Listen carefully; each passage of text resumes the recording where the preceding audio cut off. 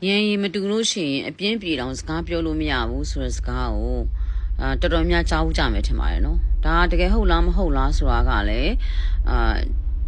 တော်တော်များလူတွေလည်းသိပြီးသားဖြစ်ပါလိမ့်မယ်အဲ့တော့ကျမတို့ဒီအမျိုးသမီးတွေပဲကျမအမျိုးသမီးဘက်ကစိုက်ကပဲအမြဲတမ်းပြောနေကြဆိုတော့အမျိုးသမီးတွေအကြောင်းပဲကျမပြောမယ်နော်အမျိုးသမီးတွေဟာညံရည်နှိပ်လာတဲ့အခါကြရင်နော်အဲ့အမျိုးသမီးတယောက်ဟာနော်အုံနောက် brain level တအားနှိပ်တဲ့အခါကြရင်ဘာဖြစ်လာလဲဆိုတော့သူ့ရဲ့ဒီတတနာဘာလဲဆိုတော့မိသားစုဘဝကိုတိုးတက်အောင်မကြံစီနိုင်ဘူးနော်ယောက်ျားနဲ့သားသမီးတွေကိုကောင်းကောင်း control မလုပ်နိုင်ဘူးနောက်တစ်ချက်ကကျတော့မျိုးဆက်23ဆက်လောက်ထိကိုဆင်းရဲတာရှိစေတယ်အဲ့တော့အမျိုးသမီးတွေကအမျိုးသားတွေတဲ့ပုံညံကောင်းဖို့လိုတယ်အမျိုးသားတွေတဲ့ပုံလဲဖို့လိုတယ်အမျိုးသားတွေတဲ့ပုံပြီးထက်မြက်ဖို့လိုတယ်ဆုံးဖြတ်ချက်ချရတော့မယ်ခါကြလို့ရှိရင်နော်ယောက်ျားကဆုံးဖြတ်ချက်ချလိုက်တဲ့အခါမှာမှန်တာတွေ तू လုပ်တဲ့အခါကျရင်တော့ကိုကအသာလေးမှိန်းနေလိုက်လို့ရပါမယ်မှားတာတွေ तू လုပ်ပြီးဆိုရင်တော့ကိုကတားမြစ်ကမယ်တားမြစ်ကမယ်ဆိုတဲ့နေရာမှာတားမြစ်ရမှန်လဲသိရမယ်ဒါကိုမှားနေမှန်လဲသိကိုသိရမယ်မှားနေမှန်သိတဲ့အုံနောက်လဲကိုကရှိရမယ်မှားနေမှန်သိရတာနဲ့မတားမြစ်ရဲတာမျိုးလည်းမဖြစ်ရဘူးနော်မှားနေမှန်တော့မှမသိတဲ့လောက်ထိညံရည်မနှိမ့်ရအောင်ပေါ့အဲ့တော့အမျိုးသားပဲဖြစ်ဖြစ်သားသမီးပဲဖြစ်ဖြစ်သူတို့တွေလှုပ်တဲ့လှုပ်ရက်တွေပေါ်မှာသူတို့ကောင်းတာကောင်းကျိုးပြဖြစ်ဖို့အတွက်ကိုကလမ်းပြပေးတယ်ပြောပြပေးတယ်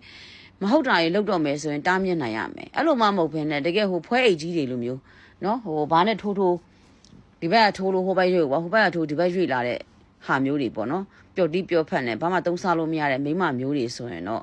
ဒီမိသားစုဘဝကိုကဲတင်နိုင်မှာမဟုတ်ဘူးအဲ့တော့တချို့မျိုးသမီးတွေဆိုရင်ဘလောက်ထိစိုးလဲဆိုရင်နော်ဒီအိမ်အောင်တစ်ခုပြုတ်လိုက်တဲ့အခါမှာရေစုံမျောတဲ့ပုံပေါက်နေတယ်ဘာတစ်ခုမှကောင်းရကောင်းချောင်းလဲဥမတီနိုင်ဘူးဘာမှလည်းမပန့်ပိုးနိုင်ဘူးဘာမှလည်းမကူညီနိုင်ဘူးယောက်ျားကိုလည်းဘလို့မှအကြံဉာဏ်လည်းမပေးနိုင်ဘူးနော်ဟိုကောင်းတဲ့လမ်းလည်းမပြနိုင်ဘူးယောက်ျားကမှားနေတယ်လို့နေမှားနေတဲ့ဒါကိုမလုံးနဲ့ငါလက်မခံဘူးလို့လည်းမပြောနိုင်ဘူးအဲ့ချာမှာဗါတယ်သားသမီးတွေရဲ့မျက်စိထဲမှာလည်းကိုယ့်ရဲ့အမေကိုအမုံအမွားလို့သတ်မှတ်လာတယ်အမိုက်တစ်ခုလို့သတ်မှတ်လာတယ်အမေကိုဘယ်လိုပြောမလဲကွာလူရမသွင်းတဲ့အပြုတ်မှုတွေလှုပ်လာတဲ့ခါကျရင်အဲ့အိမ်တော်ကြီးသွားပြီအဲ့ဒါလုံးဝကိုသွားပြီเนาะအိမ်တော်ကြီးတစ်ခုမှလိုက်ကြည့်လိုက်เนาะအမျိုးသမီးကိုဦးစားပေးတဲ့အိမ်တော်ရေးတွေပဲ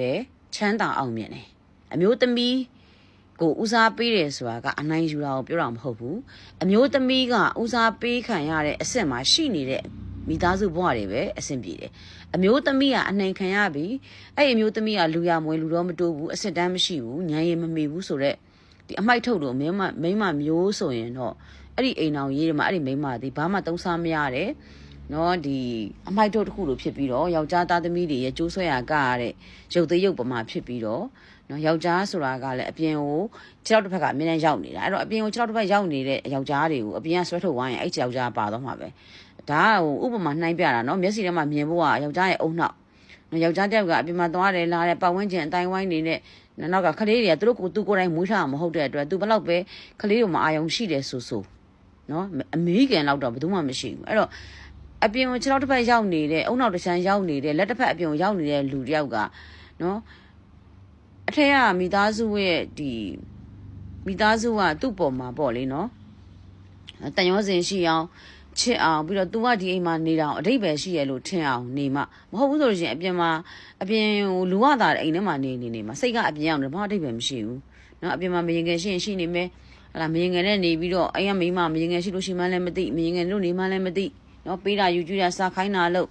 ့နွားတတာကျွဲတတာအမျိုးသမီးတွေဖြစ်နေရင်ကလေးတွေလည်းသွားမှာပဲเนาะအမိုက်တွေဖြစ်မှာပဲအဲ့တော့အဲ့လိုမဖြစ်ရလေအောင်အမျိုးသမီးတွေကစာတတ်ဖို့လိုတယ်ပညာတတ်ဖို့လိုတယ်အတွေးခေါ်လေးနဲ့ဖို့လိုတယ်နော်ညံရည်မြင့်မှုလိုတယ်အတွေးတစ်ခုရပြီဆိုရင်ရှည်လေးတွေးပြီးတော့ဆုံးဖြတ်ချက်မှန်ကန်နဲ့ဖြစ်အောင်ဉာဏ်ပညာနဲ့တွေးတတ်ဖို့လည်းလိုတယ်အဲ့တော့